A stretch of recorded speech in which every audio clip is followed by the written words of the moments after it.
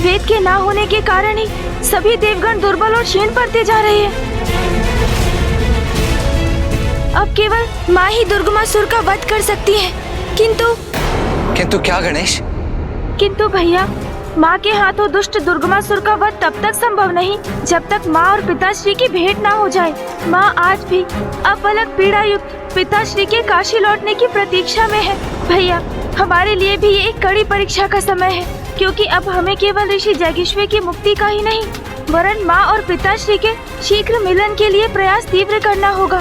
तभी माँ की पीड़ा भी दूर होगी और इस पीड़ा के अंत से ही सृष्टि पर छाई दुर्गमासुर नामक संकट का भी अंत संभव हो पाएगा। भैया, ज्ञात नहीं इस अंतराल दुष्ट दुर्गमासुर की अगली योजना क्या हो, इसलिए अब शीघ्र अति शीघ्र माँ और पिताश्री का मिलन अति आवश्यक हो गया है। भैया, अब जो भी करना है अति शीघ्र करना होगा, अन्यथा शीघ्र ही वेदों के न रहने का सृष्टि पर दुष्प्रभाव पड़ना आरंभ हो जाएगा। वेद विहीन होकर संसार मंत्रोच्चारण भूल जाएगा। पूजा पाठ, यज्ञ आदि की धार्मिक क्रियाएं थम जाएंगी। मनुष्य धर्म पथ से भटक जाएगा। निरंतर हराश होगा देवताओं की शक्ति में। दुराचार, अनाचार, अज्ञानता, अन्य आसुरी आचरण में वृद्धि होगी। देवता बलहीन होने के कारण अच्छाई की रक्षा करने में असमर्थ होंगे। इसीलिए समस्त संसार में अधर्म रूपी बुराई का ही बोलबाला होगा। और दुर्बलता के कारण सभी देवगण अपना अपना दायित्व निभाने में असमर्थ होंगे। देवराज इंद्र का वर्षा और बवंडर से नियंत्रण खो जाएगा। अग्नि, वायु और जल तीनों तत्वों से अपना नियंत्रण खो देंगे। सभी देवताओं की शक्तियां निरंतर क्षीण होती जाएंगी। सृष्टि संकट में आ जाएगी। अब क्या हुआ भूपा जी? जिनकी पवित्रता अक्षुण है, संसार का समस्त ज्ञान जिनमें समाहित है, वो वेद की देवी अब एक असुर दुर्गमासुर के वश में है।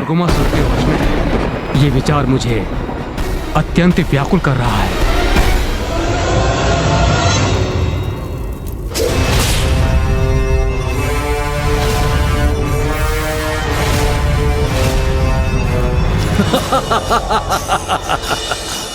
दुर्गमासुर की युक्ति का तोड़ निकालना अत्यंत दुर्गम है, क्योंकि ज्ञान की सरिता और वेद की देवी पर अब मेरा अधिकार है, दुर्गमासुर का अधिकार है।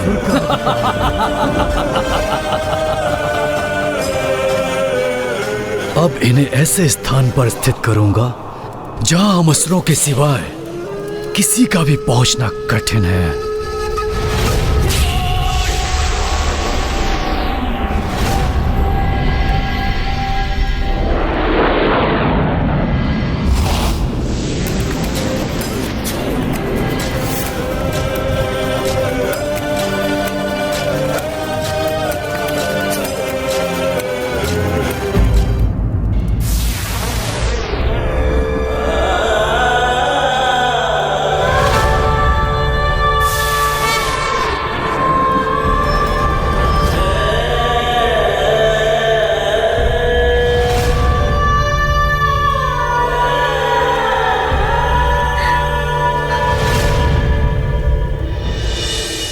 फूफा जी, आपके समान मैं भी चिंतित और व्यथित हूँ। वेद माता का हरण कर ले गया दुष्ट दुर्गमासुर। इसकी तो कल्पना भी हमारे लिए अपार वेदना का कारण है। किंतु मुझे ये भी ज्ञात है कि वेद की उत्पत्ति भी तो माँ आदि शक्ति से ही हुई है।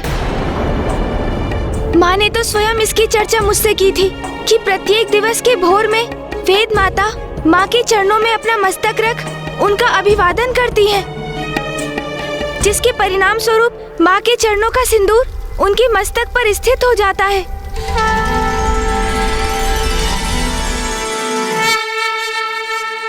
अवश्य वेद माता भी अपनी सुरक्षा के लिए माँ से गुहार कर रही होंगी। माता, इस सृष्टि की रक्षा के लिए मुझे इस असुर से मुक्त कराइए माता।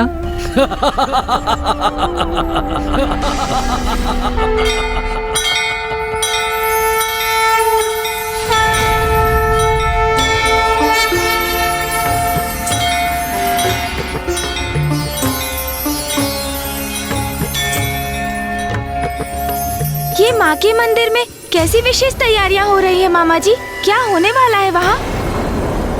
हाँ पुत्र गणेश, कल से नवरात्रि की तिथियां आरंभ है। देवी आदिशक्ति के मंदिर में उसी की तैयारियां चल रही हैं। कल से देवी आदिशक्ति के सभी भक्त नवरात्रों की पूजा और व्रत आरंभ करेंगे। समय का चक्र भी कितनी तीव्र गति से बढ़ता जाता है ना। मुझे तो आभास भी नहीं हुआ कि नवरात्रि का समय आ गया है। मुझे तो ऐसा प्रतीत हो रहा है कि माँ इन पावन तिथियों की सूचना देकर हमें भी अवश्य हमारे समाधान की ओर प्रेरित कर रही हैं। तुमने उचित कहा कुमार कार्तिकेय। नवरात्रि के व्रत रखने से देवी आदिशक्ति प्रसन्न होकर अपने सभी भक्तों के कष्ट हरती हैं।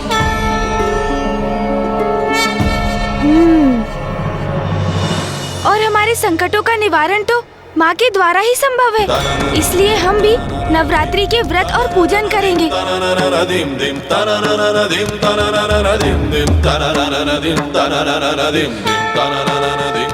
वो दुष्ट दुर्गमासुर वेद माता का हरण कर पवित्र वेदों को अपने साथ ले गया है और फूफा जी के वरदान के कारण एकमात्र माँ ही उस दुष्ट का वध करने में सक्षम है। इसलिए अब तो माँ ही हमारे संकटों से मुक्ति दिलाने का मार्ग प्रशस्त करेंगी। गणेश, तुम उचित कह रहे हो, किंतु उसके पूर्व हमें राजा दिवोदास से पार पाकर पिताश्री को काशी लौटाने का कोई उपाय तो करना होगा ना। तभी तो माँ उस दुर्गमासुर का वध करने के लिए प्रेरित होंगी। दुर्गमासुर का वध तो माँ और पिताश्री के मिलन के पश्चात ही संभव हो सकता है, किंतु माँ की कृपा से मुझे काशी नरेश को उनके राजपद से विभक्त करने का मार्ग सूझ गया है, और जिसके लिए अब हमें अविलंब काशी जाना होगा।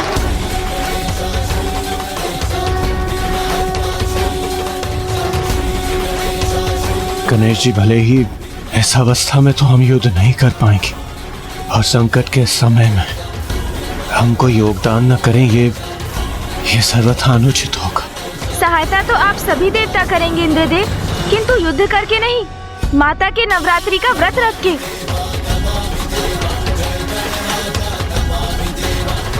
और आप सभी ये व्रत यहाँ मंदार पर्वत पर रहकर ही करेंगे।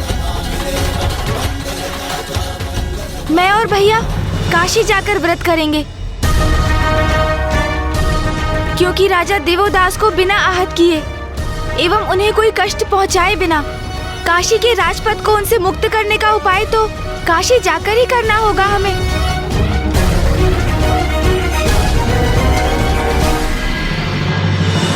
कितना बड़ा और दुर्भाग्यपूर्ण परिवर्तन आ गया है तुम्हारे वैभव में। वहाँ ब्रह्मलोक में सदा उजले तारों से घिरी रहती थी, ब्रह्मदेव की देखरेख में। उनके निकट दिव्य कमल पर स्थित रहती थी वेद की देवी। किंतु अब तो यहाँ इस गहन अंधकार में घिरी हुई हो, जहाँ तुम्हारा ये सिंहासन एक काले और कलुषित कमल पर स्थित है। यहाँ तो मेरे लिए श्वास लेना भी कठिन हो रहा है। इस पाप में अंधकारी स्थान पर क्यों लेकर आए हो मुझे? क्योंकि अब आपका यही नवीन स्थान है। अब आप मेरे अधीन हैं और मैं आपका नवीन स्वामी।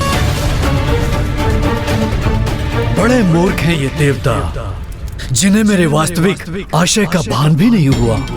मेरी दृष्टि स्वर्ग के सिंहासन पर नहीं, मेरी रुरु पुत्र दुर्गमासुर की दृष्टि तो आरंभ से आप पर ही थी देवी। क्योंकि मुझे ज्ञात था यदि आप लुप्त हुई तो संसार से धर्म का भी लोप अवश्य होगा, और फिर संसार में पाप और अनाचार का विस्तार होगा। देवता दुर्बल होंगे और असुरों की शक्ति बढ़ेगी। मैं रुरु पुत्र दुर्गमासुर सृष्टि पर अपना एक छत्र राज्य स्थापित करूंगा। इसलिए इस नवीन स्थिति को स्वीकार कीजिए, क्योंकि अब तो सदा आपको इसी एकांत में ही रहना होगा देवी।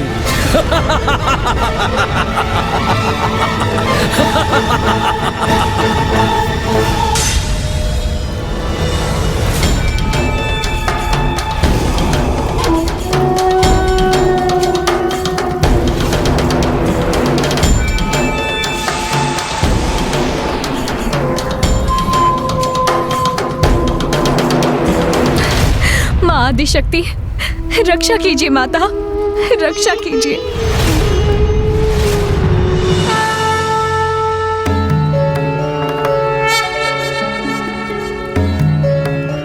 प्रणाम माता। माँ, आपकी अनुमति के बिना तो कुछ भी नहीं होता। ये सभी जो यहाँ घटित हो रहा है, इसमें अवश्य आपकी ही लीला छिपी है माँ। पिताश्री ने काशी का परित्याग किया। उनका अनुसरण करते हुए समस्त देवता भी काशी से प्रस्थान कर गए, किंतु आपके और पिताश्री का वियोग काशी की शोभा और दिव्यता में वृद्धि का कारण बना माँ।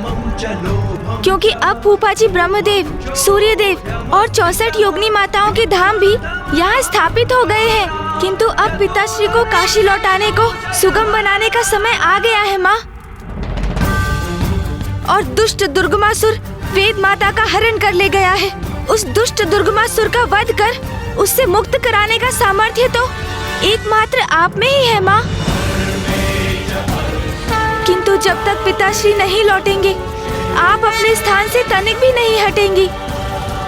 इसलिए आप उस दुर्गमासुर का वध कैसे करेंगी माँ? और राजा देवोदास के रहते पिताश्री काशी में कदापि प्रवेश नहीं करेंगे। इसलिए अब हमारे समक्ष एक बहुत बड़ी विडंबना उपस्थित हो गई है माँ।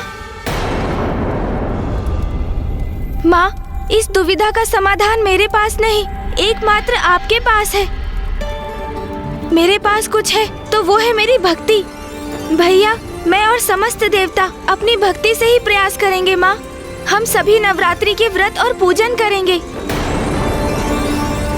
और मुझे विश्वास है कि हमारी भक्ति के परिणाम स्वरूप आप हमारा मार्गदर्शन अवश्य करेंगी माँ। हमें उचित समाधान सुझाएंगी आप। इसलिए हमें आशीर्वाद दीजिए माता कि हम ये पूजा और व्रत समर्पण और भक्ति भाव से संपन्न कर सके। हमें आशीर्वाद दीजिए माता। पुत्र गणेश, मेरा आशीर्वाद तो सदैव तुम्हारे साथ है और मुझे ज्ञात है कि अपनी भक्ति और युक्ति से तुम कोई न कोई मार्ग अवश्य ढूंढ लोगे। प्रणाम माता।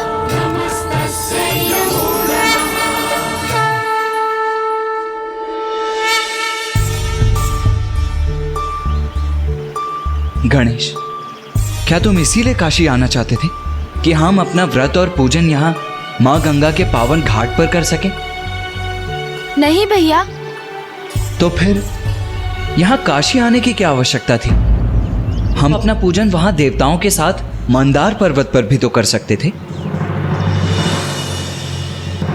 भैया, संसार के प्रत्येक प्राणी का कार्य समय निर्धारित है और यही व्यवस्था मनुष्यों में भी है। भले ही राजा देवोदास काशी के एक धर्मनिष्ठ और कर्तव्य परायण राजा रहे हो, किंतु अब उनके भी संसार से मोह माया के त्याग करने का समय आ गया है और अब उनके जीवन का जो पड़ाव निर्धारित है वो है वानप्रस्थ आश्रम। यही सत्य है उनके जीवन का और यही बात राजा देवोदास को समझाना अति आवश्यक है, जिसके लिए हमारा काशी आगमन हुआ भैया। इसलिए हमारी पूजा का उचित स्थान है राजा देवोदास का राजभवन। काशी नरेश राजा दिवोदास के राजभवन में? किंतु कैसे गणेश? भैया, हमें किसी प्रकार राजा दिवोदास को नवरात्रि के व्रत और पूजन के लिए सहमत करना होगा, क्योंकि माँ की भक्ति में लीन होकर ही तो उन्हें भान होगा कि माँ और पिताश्री एक दूसरे के पूरक हैं। उन्हें एक दूसरे से दूर करने का अर्थ है उन्हें पीड़ा पहुँचाना और सृष्टि में असंतुलन उत्पन्न करना। उचित है गणेश, किंतु गणेश, हम राजा दिवोदास के भवन में जाकर उनसे व्रत और पूजन करने के लिए तो नहीं कह सकते ना? हाँ भैया, यही मैं भी सोच रहा हूँ कि राजा दिवोदास के राजभवन में प्रवेश करने का क्या उपाय है। कृपया इसे स्वीकार कीजिए ऋषिवर। आप भी लीजिए।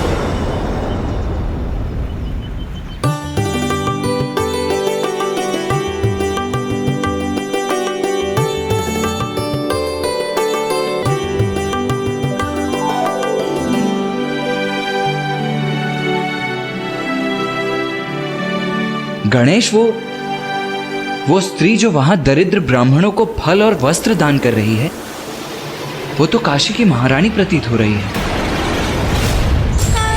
आपने उचित समझा कुमार कार्तिकेय। वो स्त्री महारानी सरला ही है, राजा देवोदास की पत्नी। अपने पति के समान वो भी बहुत नेक और धार्मिक स्त्री है।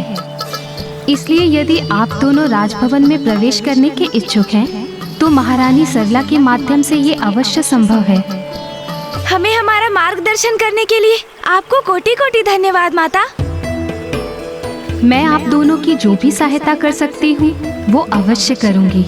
बस आप दोनों किसी भी प्रकार महादेव को काशी लौटाने का मार्ग ढूंढिए।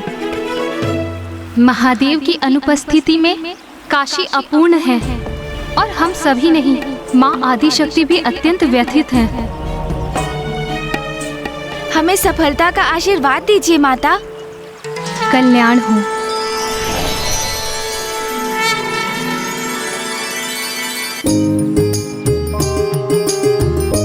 भैया, मुझे एक युक्ति सूझी है।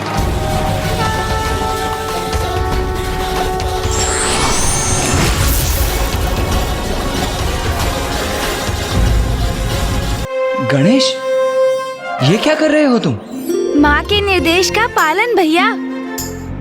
बुद्धि और युक्ति का प्रयोग कर रहा हूँ मैं। चलिए, अब आप भी मेरे समान वस्त्र धारण कीजिए।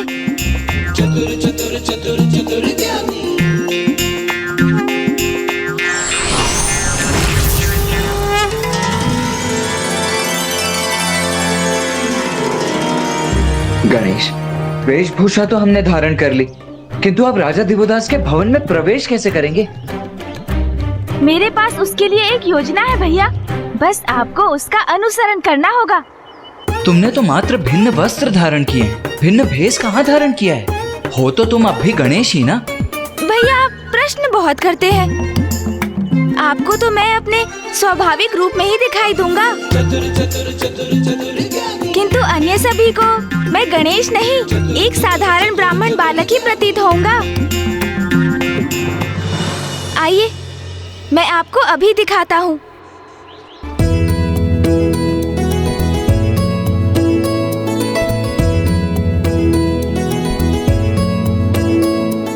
कल्याण हो माता।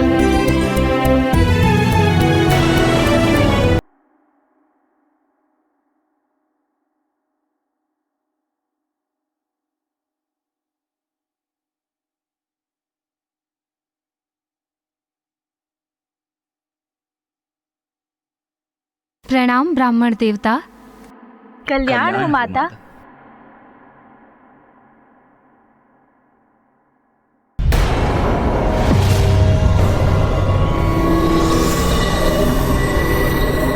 मुझे क्षमा करे ब्राह्मण देवता, अब आपको देने के लिए मेरे पास कुछ भी शेष नहीं।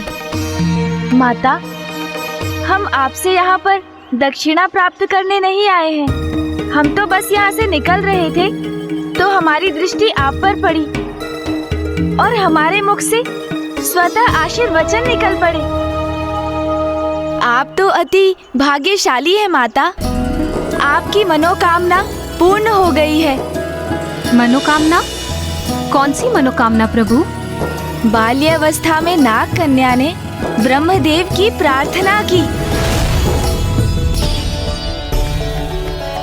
प्रभु ब्रह्मदेव, मेरे पिताश्री नागराज वासुकी जी मेरा विवाह किसी योग्य नागपुरुष से करवाने के इच्छुक हैं, किंतु मेरी इच्छा है कि जब मैं उचित आयु में पहुंचूं तो मैं किसी ऐसे पुरुष, किसी ऐसे मनुष्य के साथ विवाह करूं जो धर्मनिष्ठ हो और आपका परम भक्त हो। यदि आपके प्रति मेरी भक्ति सत्य है तो मुझे वरदान दीजिए कि मेरी मनोकामना पूर्ण हो। ब्रह्मदेव ने आपकी प्रार्थना स्वीकार कर ली और आपको वरदान दे दिया। तथास्तु। समय आने पर ब्रह्मदेव के दिए वरदान के अनुसार आपका विवाह राजा दिवोदास जी से हो गया। आप तो अद्भुत हैं, ज्योतिष शास्त्र में निपुण हैं। जो घटना बचपन में घटित हुई, जिसे मैंने आज तक किसी से साझा नहीं किया, उसे आपने कितनी सरलता से ज्ञात कर लिया। जो सबसे अज्ञात है उसे भी ज्ञात कर लेते हैं मेरे अनुज भ्राता। ज्योतिष ज्ञान के प्रकांड विद्वान जो है। आप जैसे विद्वान के काशी आगमन से काशी धन्य हुई, किंतु आपका उचित सम्मान तो मैं राजभवन में ही कर सकती हूँ। आप हमारे साथ चले विप्रवर। मेरे पतिदेव को भी विद्वानों का स्वागत करने में बहुत आनंद का अनुभव होता है। कृपा कर हमें भी अपनी सेवा का अवसर दीजिए। अवश्य महारानी, हम आपका आतिथ्य स्वीकार करते हैं।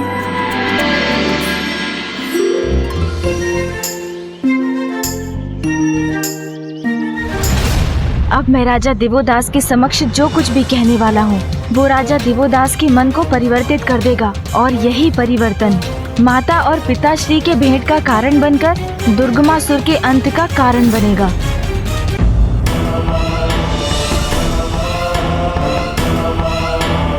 राजा दिवोदास, आप स्वयं को प्रभावित होने से नहीं रोक पाएंगे।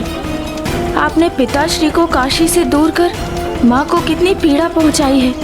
इस भूल का आभास आपको अब होगा, जब मैं आपको माँ के 9 रूपों की संपूर्ण कथा सुनाऊंगा।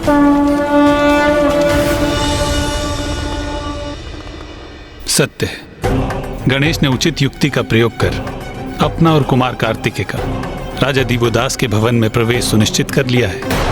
हाँ नारायण, गणेश तो स्वयं परम ब्रह्म है। उन्हें ज्ञात है कि देवी सरला ही नागराज वासुकी की पुत्री ही है।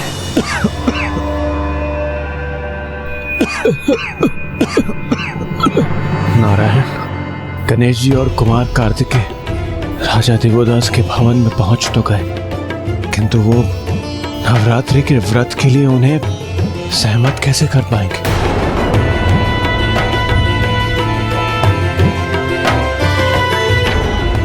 उन्हें जो कुछ भी करना होगा शीघ्र करना होगा, क्योंकि अब एक एक पल भयंकर संकट प्रस्तुत कर सकता है। वेद में ही ज्ञान का संचय है, और जब संसार से ज्ञान ही लुप्त हो जाए तो अज्ञानता का प्रसार होता है, और ऐसी अवस्था में पृथ्वीवासी 6 पाप लोभ, मोह, माया, काम, क्रोध और अहंकार के वश में आ जाते हैं।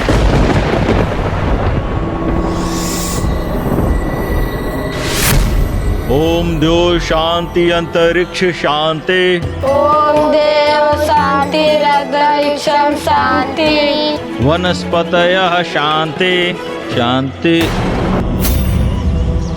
शांति वन। ये क्या? जिस श्लोक को मैं वर्षों से उच्चारित करता हूँ वो मेरे स्मरण से अकस्मात लुप्त कैसे हो गया? अब तो यही आशा है कि गणेश कोई युक्ति लगाकर राजा दिवोदास को व्रत के लिए मना ले, क्योंकि नवरात्रि की तिथियां तो कल से ही आरंभ है। अर्थात गणेश के पास केवल आज रात्रि का ही समय शेष है, क्योंकि व्रत और पूजन उचित समय पर उचित विधि विधान से ही होना चाहिए, अन्यथा उसका कोई सुफल प्राप्त नहीं होगा।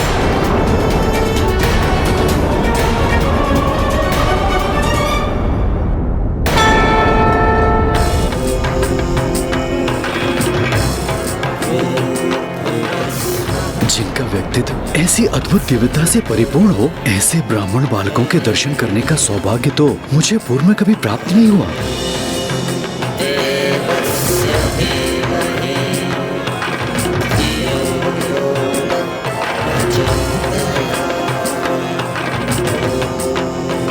स्वामी, मेरी इन दोनों विलक्षण ब्राह्मण बालकों से संयोगवश माँ गंगा घाट पर भेंट हुई। दोनों अत्यंत ही विद्वान हैं और आज ही यात्रा करते करते काशी में प्रवेश किया है इन्होंने। विप्रगण, हमें अपना परिचय देने की कृपा करें। प्रणाम महाराज दिवोदास, मेरा नाम गुणेश है। और मैं इनका अग्रज कृतेश हूँ। आपका हमारी काशी नगरी में और मेरे राजभवन में स्वागत है।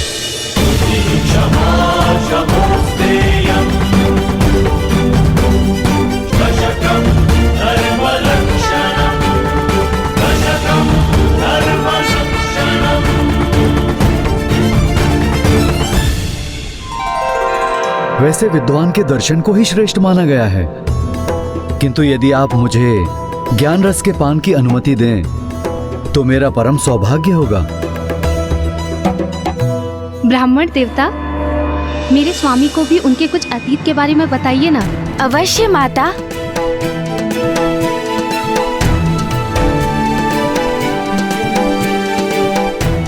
क्षमा कीजिएगा, जो घटना घटित हो चुकी है उसकी चर्चा तो अनेक ज्योतिषी कर लेते हैं, उसका उल्लेख करने से क्या लाभ? यदि कुछ बता सकते हैं तो भविष्य के विषय में बताइए कि मेरे भविष्य में क्या घटित होगा।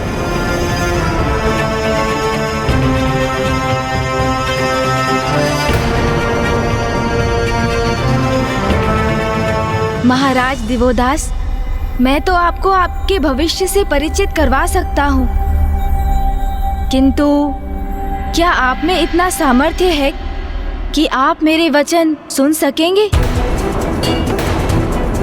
क्योंकि बहुत संभव है कि आपको मेरी भविष्यवाणी अप्रिय प्रतीत हो, आपका मन उससे आहत हो जाए, क्योंकि कुछ सत्य सत्य होते हुए भी प्रियकर नहीं होते। ब्राह्मण देवता, मैं सदैव धर्म का पालन करता हूँ, और जो धर्मनिष्ठ होते हैं उनकी तो सत्य में भी अपार निष्ठा होती है। इसलिए जो कहना चाहते हैं निसंकोच कहें। एक बार पुनः विचार कर लीजिए महाराज। मैं आपसे पुनः निवेदन कर रहा हूँ, आप जो कहना चाहते हैं निसंकोच होकर कहें।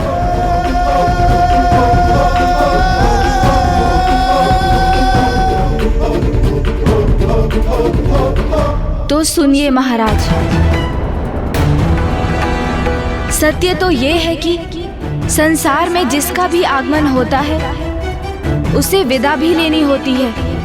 यही सृष्टि का नियम है। हमें बचपन में जिससे लगाव होता है, जिन्हें हम अपने संबंधी मानते हैं, वो भी एक दिवस पराये हो जाते हैं। आप क्या कहने का प्रयास कर रहे हैं ब्राह्मण देवता?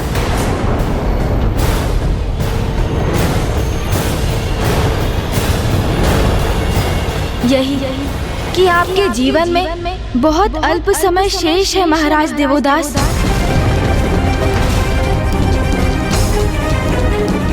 मात्र 10 दिवस की अवधि के पश्चात काल आपकी आत्मा को आपकी देह से विलग कर अपने साथ ले जाएगा।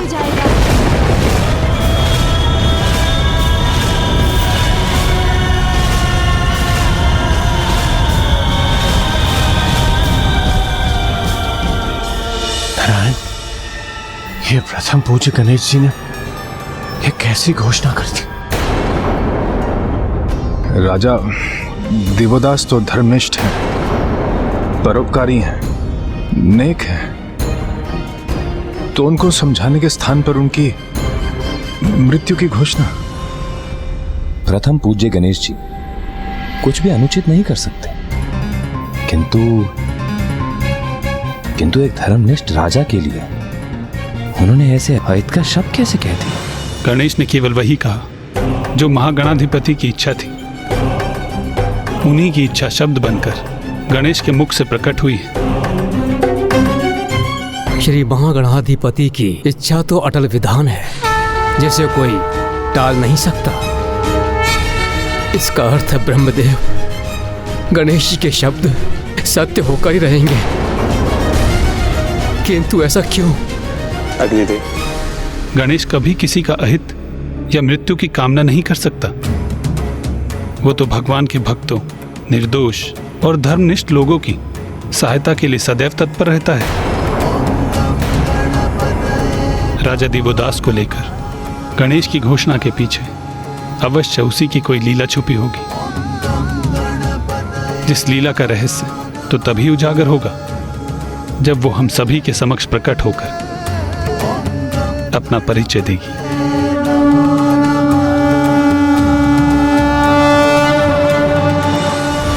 बस बस, कैसे ब्राह्मण देवता है आप? आपके मुख से ऐसे अशुभ शब्द कैसे प्रवाहित हो सकते हैं? मैंने आपको अतिथि रूप में स्वीकार कर अपने निवास में आमंत्रित किया। मेरे स्वामी और मैंने आपका आदर और सत्कार किया, और आप मेरे ही सुहाग के उजड़ने की भविष्यवाणी कर रहे हैं।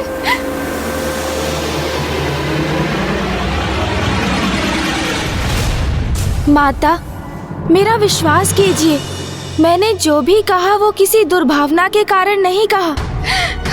मैं तो मात्र ज्योतिष विद्या का ज्ञानी एक ब्राह्मण हूँ, और मेरी विद्या ने मुझे यही कहने के लिए प्रेरित किया।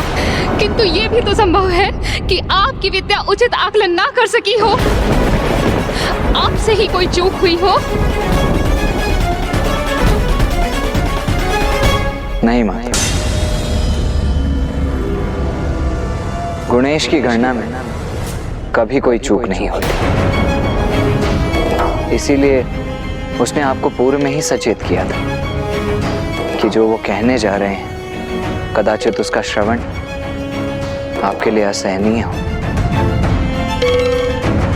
किंतु माता, आप इतनी व्याकुल क्यों हो रही हैं? मृत्यु तो संसार का अंतिम सत्य है। अवधि 10 दिवस की हो अथवा 1 वर्ष की, प्रत्येक जीव के जीवन काल का अंत तो एक ना एक दिवस तो होना ही है। और मृत्यु, माता, मृत्यु तो मात्र इस नश्वर शरीर की ही होती है। आत्मा तो अजर अमर है, जो संसार में कर्म करने आती है, और आयु पूर्ण होते ही वो इस नश्वर शरीर का परित्याग करने पर विवश हो जाती है, और अपने जीवन में जिन भी कर्मों का संचय वो आत्मा करती है वही उसके साथ जाते हैं।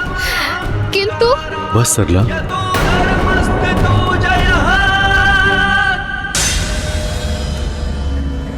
ब्राह्मण देव, मैं आपकी भविष्यवाणी सादर नकारता हूँ।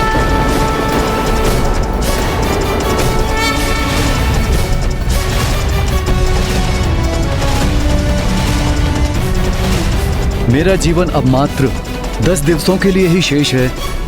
मुझे आपकी ये भविष्यवाणी स्वीकार नहीं, और मैं अपने कथन को प्रमाणित करने हेतु आप दोनों को 10 दिवस के लिए अपने राजभवन में मेरा आतिथ्य स्वीकार करने का निमंत्रण देता हूँ।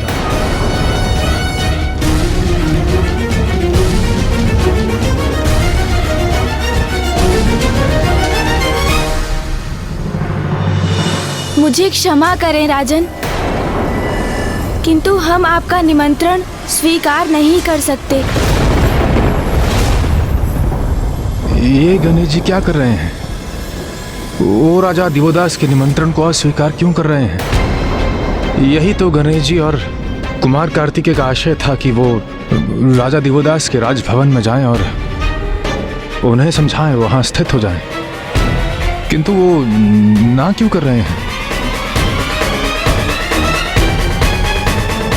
किंतु आप मेरा निमंत्रण क्यों नहीं स्वीकार कर सकते?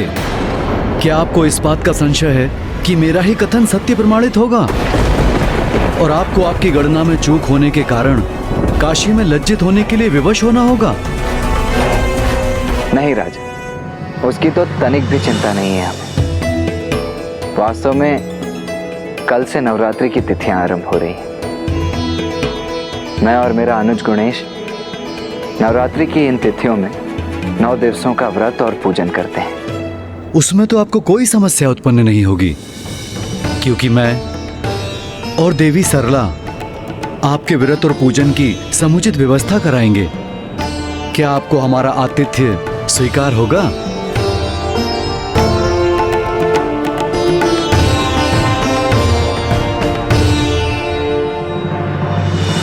नहीं राजन, हमें तब भी आपका निमंत्रण अस्वीकार ही करना होगा।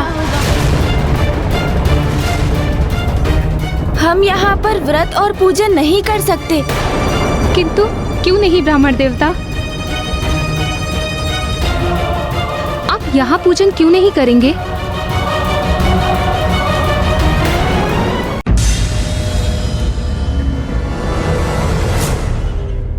माता, नवरात्रि के व्रत और पूजन तभी सफल होते हैं जब जहाँ उनका आयोजन होता है और वहाँ पर निवास करने वाले सभी सदस्य उसका पालन करते हैं। मैं और भैया यहाँ तभी रह सकते हैं जब आप और माता भी इस व्रत और पूजन में सम्मिलित हों।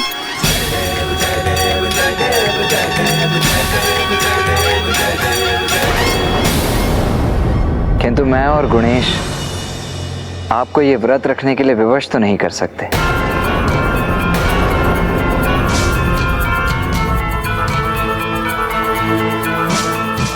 इसीलिए इस अवधि में हम यहाँ नहीं रुक सकते।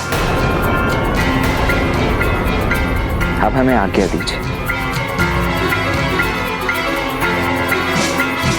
रुकिए ब्राह्मण देवता।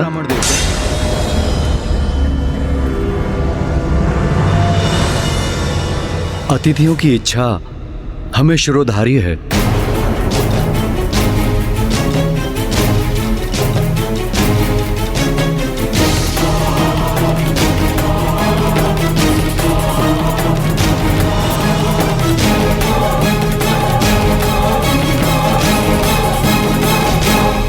इसलिए मैं और मेरी पत्नी सरला भी आपके साथ नवरात्रि व्रत और पूजन पूर्ण विधि विधान से करेंगे। ये तो अति उत्तम होगा।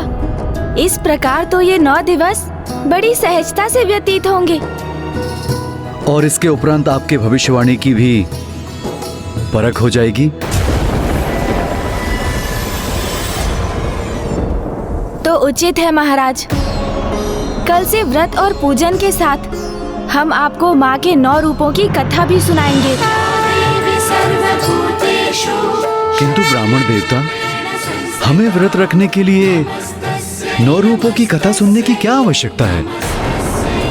क्योंकि जैसे जैसे आप प्रत्येक कथा सुनेंगे तो आपको स्वयं अपने प्रश्नों के उत्तर प्राप्त हो जाएंगे और आपको ये भी ज्ञात हो जाएगा कि क्यों शेष है 10 दिवस आपका जीवन। क्या आप अपने जीवन के इस सत्य को स्वीकार कर सकेंगे? उचित है ब्राह्मण देवता। हमें आपकी भविष्यवाणी पर विश्वास हो अथवा नहीं, हम आपकी दिव्यता का मान अवश्य रखेंगे और आपकी आज्ञा अनुसार हम इस पूजन की समस्त व्यवस्था करेंगे और आपके आदेशों का पालन करेंगे। माता, महाराज, देवी की स्थापना कल प्रातः होगी। अब हमारी आपसे भेंट कल भोर में ही होगी।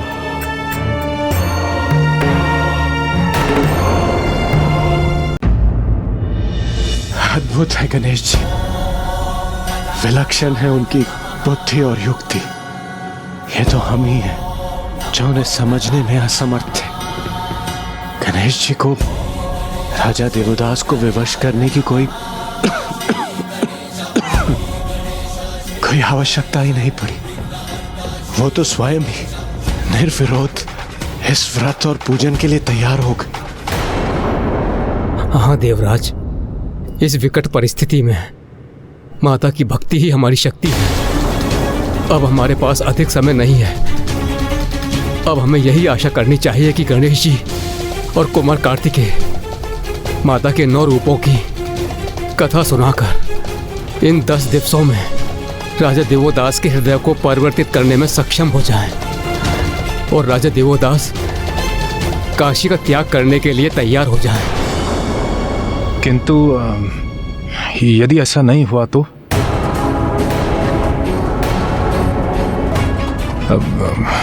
यदि दुर्गमासुर और भी कोई नीचता कर गया तो?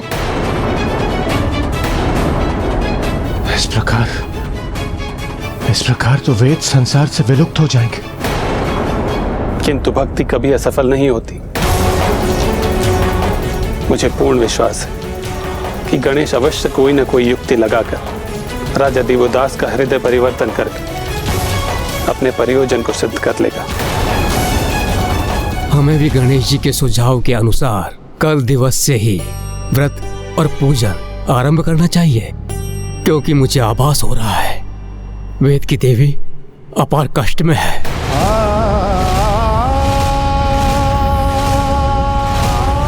हे माता, रक्षा करें। और उनकी पीड़ा में निरंतर वृद्धि हो रही है।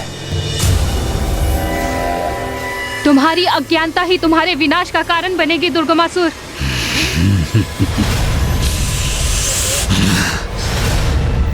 देवी, व्यर्थ है ज्ञान और उसकी महिमा का बखान। वेद की देवी ज्ञान झुक गया मेरे बल के समक्ष, और देखो मैं ब्रह्मलोक में प्रवेश कर तुम्हारा हरण कर लाया, और अब मैं तुम्हें यही रखूंगा जहां तुम्हारा अस्तित्व ही नहीं रहेगा। धीरे धीरे धूमिल होकर विलुप्त हो जाओगी तुम, और वेद नष्ट हो जाएंगे। वेद नष्ट हो जाएंगे। मूर्ख असुर, यदि वेद नहीं रहे तो संसार से ज्ञान विलुप्त हो जाएगा। ज्ञान ही तो मिटाना है मुझे, जहां अज्ञान का प्रभाव हो। ऐसा संसार चाहिए मुझे, क्योंकि अज्ञानी जीवों पर शासन करना अत्यंत सरल होता है। इतना भी नहीं जानती ज्ञान के भंडार की देवी, वेद की देवी।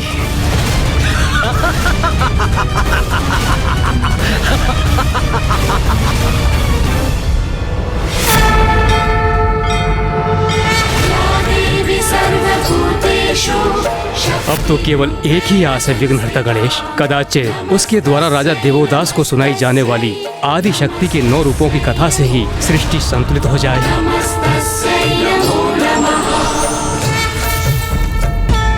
देवोदास जी, माता, अब हम माता नव दुर्गा का पूजन आरंभ करेंगे। सर्वप्रथम हम कलश की स्थापना करेंगे। काशी की पावन भूमि से मिट्टी लेकर उसकी वेदी बनाएं।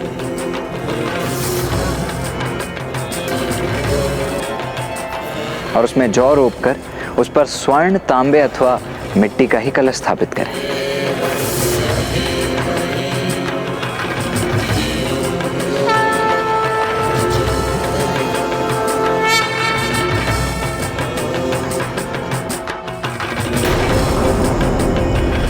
अब हम माँ आदि शक्ति के पार्थिव विग्रह की रचना करेंगे। मणिकर्णिका घाट पर माता के मंदिर और विश्वनाथ मंदिर से ली गई पावन मिट्टी से हम माता के श्री विग्रह की रचना करेंगे।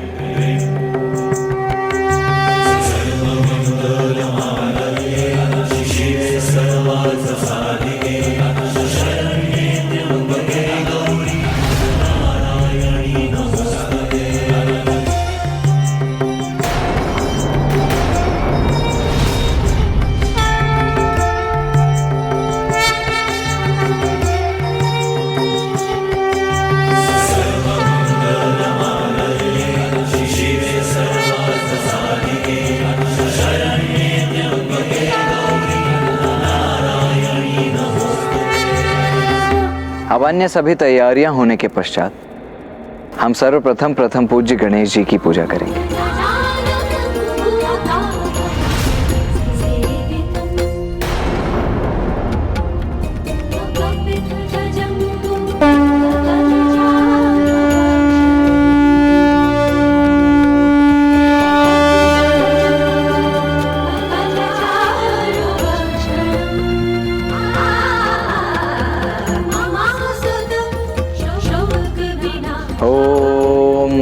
गणपतये नमः। ओम गणपतये नमः।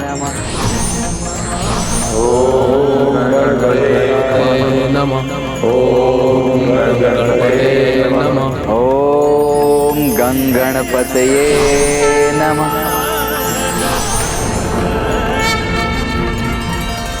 माता पार्वती के नंदन गणेश जी अब संतुष्ट हुए भैया।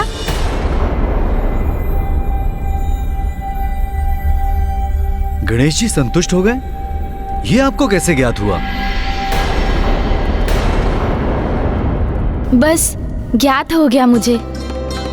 माता के साथ नवग्रह और षोडश मातृकाओं की भी पूजा की जाती है, किंतु सर्वप्रथम माता आदि शक्ति की स्वरूप माने जाने वाली कुमारी कन्याओं का भी पूजन अनिवार्य है।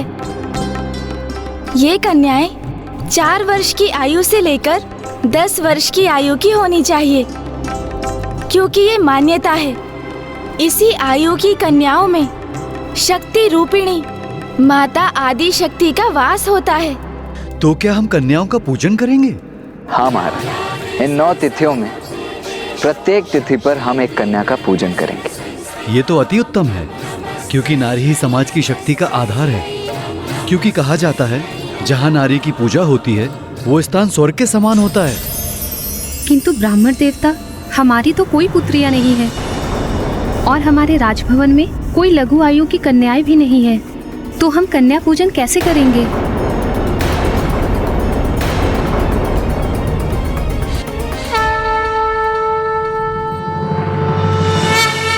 माता, हमें आशीर्वाद दीजिए कि हम नवरात्रि की प्रथम तिथि पर किशोरी पूजन करने में समर्थ हों। अवश्य पुत्र।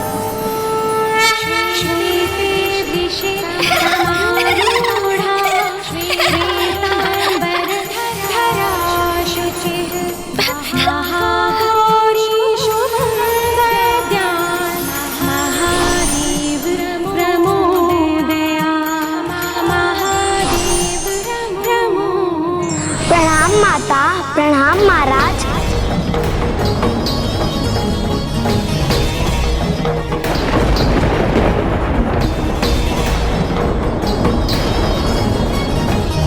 प्रणाम ब्राह्मण देवगण।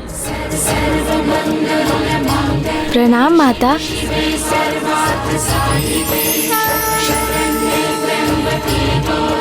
प्रणाम माँ। ये बालिका स्वयं यहाँ कैसे पहुँच गई? इसे कैसे ज्ञात हुआ? बस मुझे ज्ञात हो गया। यही तो माता की लीला है। उन्होंने अपने पूजन के लिए स्वयं ही सारी व्यवस्था कर ली। अब कौमारी पूजन आरंभ करने का समय आ गया है।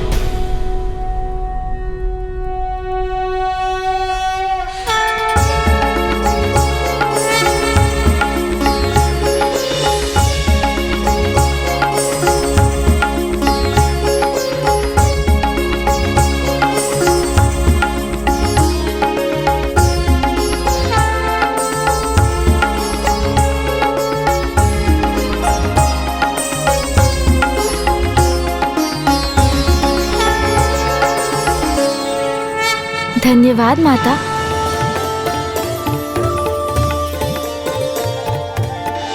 गणेश जी, नवरात्रि की प्रथम तिथि पर अब मैं माता के 9 रूपों की कथा सुनने के लिए अति उत्सुक हो रहा हूँ। तो सुनिए राजा देवोदास, नवरात्रि में माता के 9 रूपों की उपासना की जाती है। प्रत्येक दिवस माँ की ही एक स्वरूप की पूजा की जाती है, जिन्हें हम माँ शैलपुत्री, ब्रह्मचारिणी, चंद्रघंटा, कुष्मांडा, स्कंद माता, कात्यायनी, काल रात्रि, महागौरी और सिद्धिदात्री के नामों से जानते हैं।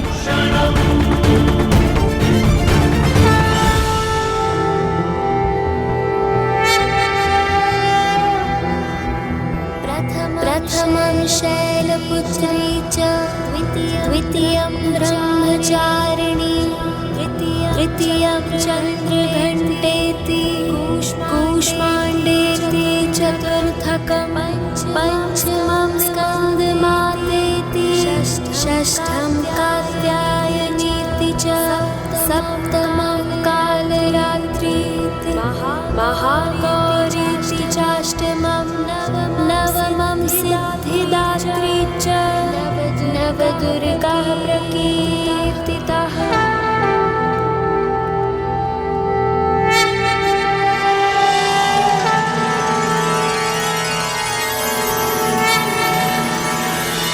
आज नवरात्रि के प्रथम दिवस पर हम माँ के शैलपुत्री स्वरूप का पूजन करेंगे और उनकी कथा भी सुनेंगे। अवश्य ब्राह्मण देवता, किंतु उसके पूर्व ये भी बताने की कृपा करें कि माँ किसकी प्रतीक हैं? अति उत्तम प्रश्न किया है आपने महाराज दिवोदास। माँ तो वो शक्ति है, प्रकृति है, जिन्होंने महादेव के संयोग से इस संसार को जन्म दिया है।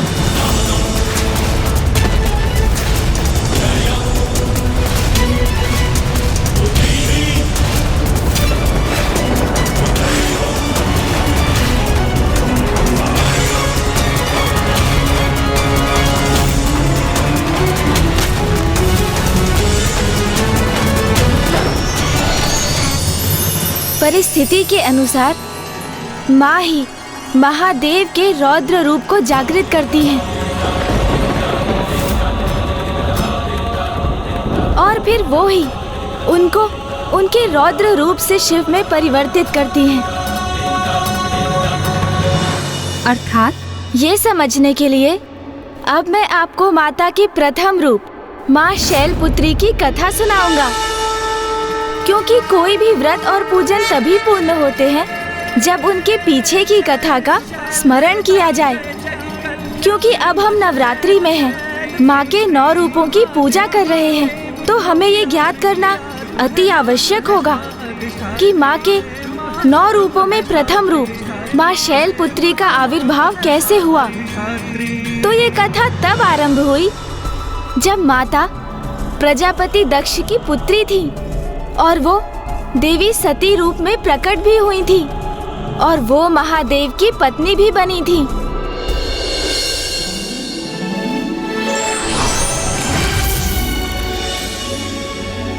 प्रणाम ब्रह्मदेव।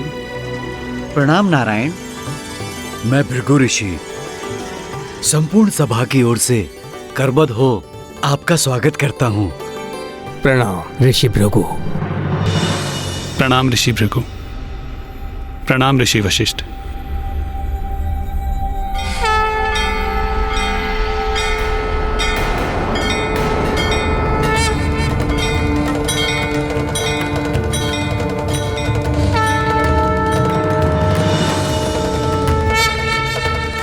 मैं तो मना रहा था कि महादेव यहाँ ना आए, किंतु उसके विपरीत हो गया।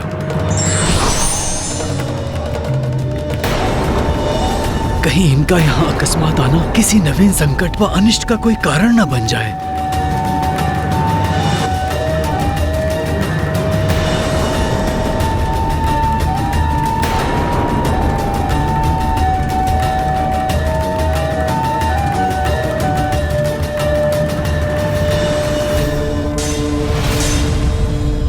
महादेव के साक्षात दर्शन पाकर हम तो धन्य हो गए। ऋषि वशिष्ठ, आपने हमें इस विशिष्ट ज्ञान सभा में आमंत्रित किया, ये तो हमारे लिए बहुत सम्मान की बात है।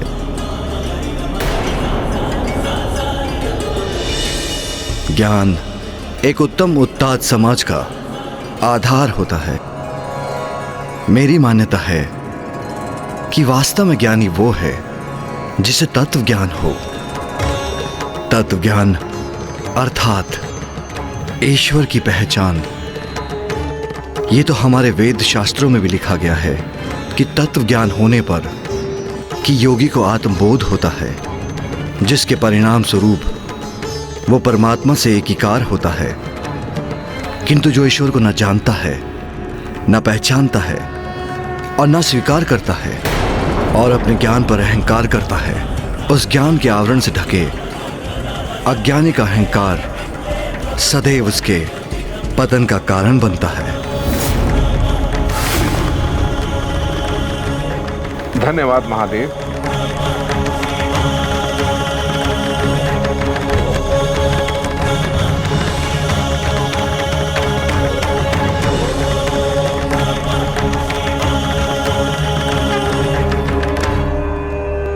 महादेव ने आज की सभा का विषय तो निर्धारित कर ही दिया है और वो है तत्व ज्ञान।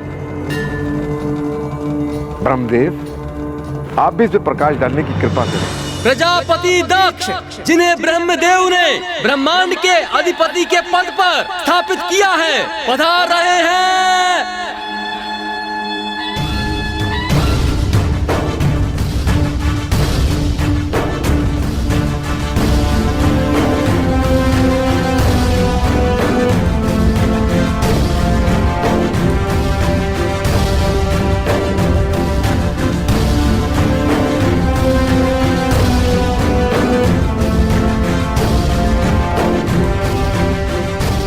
भृगु ऋषि, आपने प्रजापति दक्ष की अनुपस्थिति में ही ज्ञान सभा आरंभ कर दी।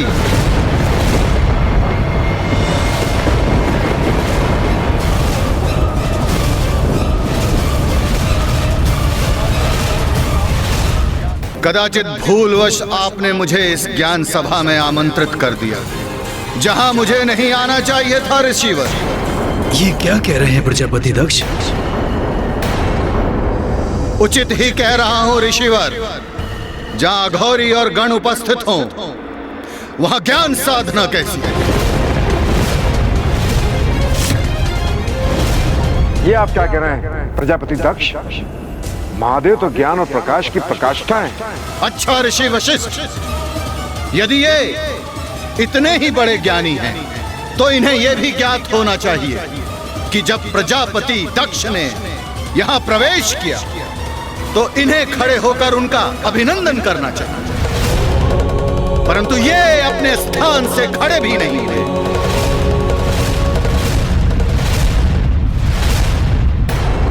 दक्ष, अपने स्थान से उठा तो मैं भी नहीं हूं, और मैं भी अपने ही स्थान पर स्थित रहा। ब्रह्मदेव, आप मेरे पिताश्री हैं। यदि आप मेरे सम्मान में खड़े नहीं हुए तो ये अनुचित नहीं। और नारायण, नारायण तो मेरे आराध्य हैं, उनका सम्मान करना मेरा कर्तव्य है, परंतु इन अघोरी का नहीं। तो फिर महादेव भी तो तुम्हारे ही जमाता हैं। उस दुर्भाग्यपूर्ण सत्य का स्मरण मुझे मत कराइए पिताश्री। ये मेरे पुत्री के पति अवश्य हो सकते हैं, परंतु मैंने इन्हें कभी अपने जमाता के रूप में स्वीकार नहीं किया। छलपूर्वक मेरे परिवार में प्रवेश कर मेरी पुत्री से विवाह किया, तो क्या ये मुझसे समानता के अधिकारी हैं? कदापि नहीं।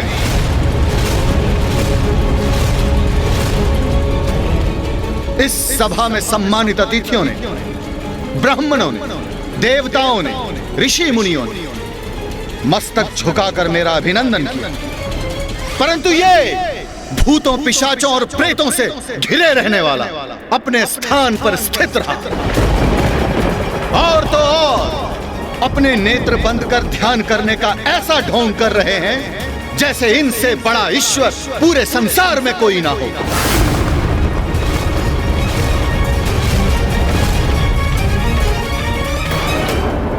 ए अघोरी, अपने नेत्र खोलिए, उठिए और मुझे प्रणाम कीजिए।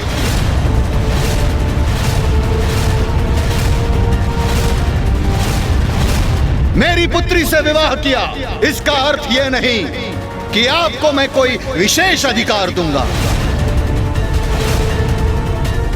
शमशान में निवास करने वाले इन निर्लज को मेरे समक्ष स्थान ग्रहण कर स्थित रहने में लज्जा नहीं आती?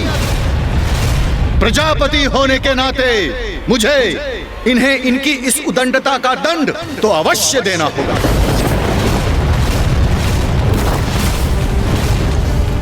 दक्ष! नहीं पिताश्री, आज मैं कोई हस्तक्षेप स्वीकार नहीं करूंगा। आज इन्होंने अपनी उदंडता से मेरा ही नहीं पूरे धर्म का अपमान किया है। इनकी इस उदंडता का दंड तो इन्हें अवश्य मिलेगा।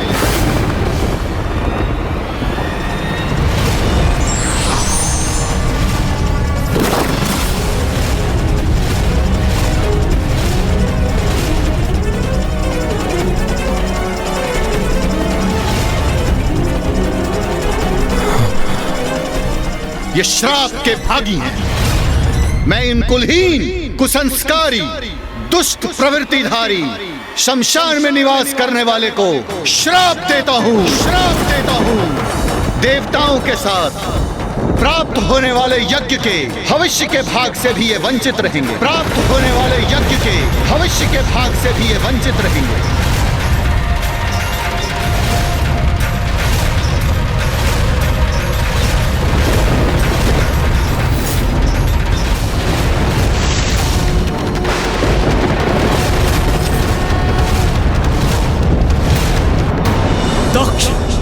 ये तो साहस कैसे किया तुमने? अनर्थ, घोर अनर्थ किया है तुमने। कैसे मूर्ख हैं आप? जो समस्त वेदों के आधार हैं, आप उन्हें यज्ञ के फल से वंचित करेंगे, जिनके स्मरण मात्र से सभी यज्ञ सफल हो जाते हैं और सभी तीर्थ स्थान पवित्र हो जाते हैं। आपने उन्हें ही यज्ञ के भविष्य से वंचित कर दिया। उद्दंडता की पराकाष्ठा तो आपने की है प्रजापति दक्ष। क्षमा कीजिएगा ब्रह्मदेव, किंतु आपने किस मूर्ख अज्ञानी को प्रजापति के पद पर स्थित कर दिया, जिन्हें शिव का, उनकी महिमा का परिचय ही नहीं है। बस! घृणा है मुझे उस स्थान से और उस स्थान पर जाने से जहां तुम्हारे अन्यगण और तुम्हारा ये अघोरी स्वामी उपस्थित हो। जैसे स्वामी है वैसे ही उसके गण अभद्र, असभ्य, अहंकारी हैं। जाओ, मैं तुम सभी को श्राप देता हूं। तुम सभी वेद से बहिष्कृत रहोगे, वेद के मार्ग से भ्रष्ट और ऋषि मुनियों द्वारा त्यागे जाओगे। तुम सभी हड्डियों का आभूषण धारण कर मदिरा पान में व्यस्त रहो। ये सभी गणों को मेरा श्राप है।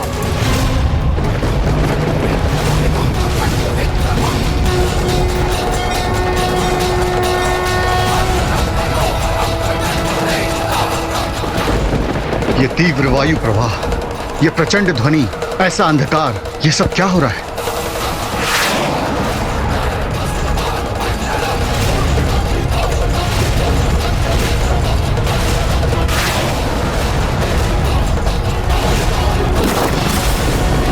तो क्या इसी मध्य माता शैलपुत्री आ गई गणेश जी? प्रजापति दक्ष और महादेव के मध्य जो कुछ भी घटित हुआ वो सब माँ की ही लीला थी और उसी लीला के परिणाम स्वरूप आगे चलकर होने वाला था माता देवी सती का पुनर्जन्म। आप आगे की कथा जानने के लिए जितने उत्सुक है राजा देवोदास, उससे कहीं अधिक व्याकुल मैं हूँ आपको बताने के लिए कि आपने पिता श्री महादेव को काशी एवं माता से विलग कर कितनी बड़ी भूल की है। और अब इसी के